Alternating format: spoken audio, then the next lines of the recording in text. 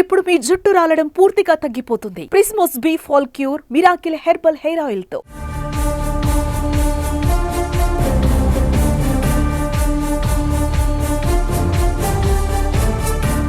ఏ పార్టీలో జాయిన్ అవుదాం? రాజకీయ భవిష్యత్తు ఏ పార్టీలో ఉంటుంది? టీడీపీ సేఫేనా? జనసేన ఆదరిస్తుందా? లేకపోతే జాతీయ పార్టీ బీజేపీలో అవకాశాలుంటాయా? ఇప్పుడు ఇదే ఏపీలో నడుస్తోన్న రాజకీయం.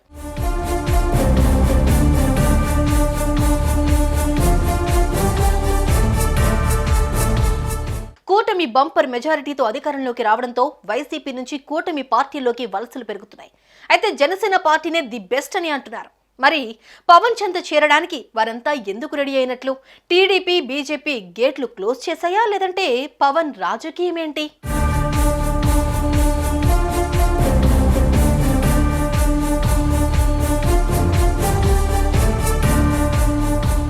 జనసేన పార్టీలోకి చేరికల జోరు పెరుగుతోంది. వైసీపీ నేతల చూపంతా ఇప్పుడు జనసేన పార్టీ వైపే ఉంది.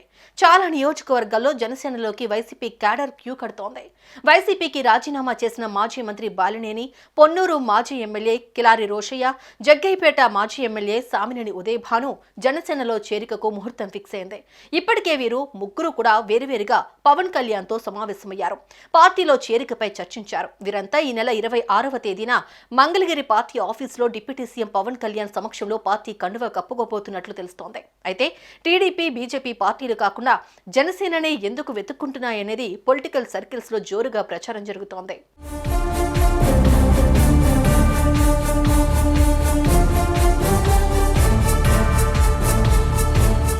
కూటమి ప్రభుత్వంలో మిగిలిన రెండు పార్టీల వైపు వైసీపీ నేతలు ఎందుకు చూడటం లేదనేది హాట్ టాపిక్ గా మారింది. ఇప్పటికే తెలుగుదేశం పార్టీ నేతలతో ఫుల్ అయిపోయింది.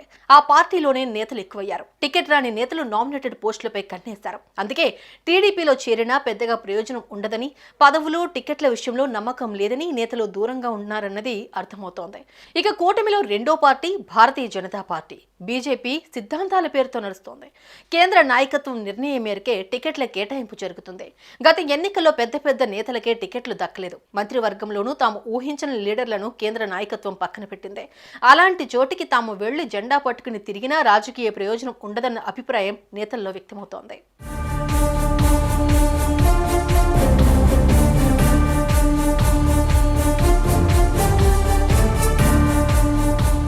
ప్రస్తుతం అందరికీ జనసేన ఒక్కటే అన్నిటికీ అనువైన పార్టీగా కనపడుతోంది. పవన్ ఒకరిని నమ్మారు అంటే ఆయనకే నియోజకవర్గం పగ్గాలు అప్పగిస్తారు. అక్కడ వారు ఫుల్ హ్యాపీగా పనిచేసుకోవచ్చు అని అంటున్నారు. వచ్చే ఎన్నికల్లో పవన్ సాయంతో టికెట్ను కూడా సులువుగానే తెచ్చుకోవచ్చనేది మరో అభిప్రాయం. అంతేకాకుండా నియోజకవర్గాల సంఖ్య కూడా వచ్చే ఎన్నికల నాటికి పెరుగుతుందని అంటున్నారు.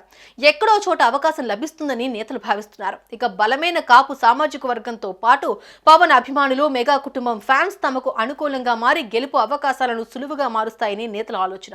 అందుకే ది బెస్ట్ పార్టీగా భావించి జనసేనలోకి నేతలు వస్తున్నట్లు తెలుస్తోంది. అంతేకాదు రానున్న కాలంలో జనసేనలోకి మరింత మంది నేతలు చేరే అవకాశం ఉందంటున్నారు.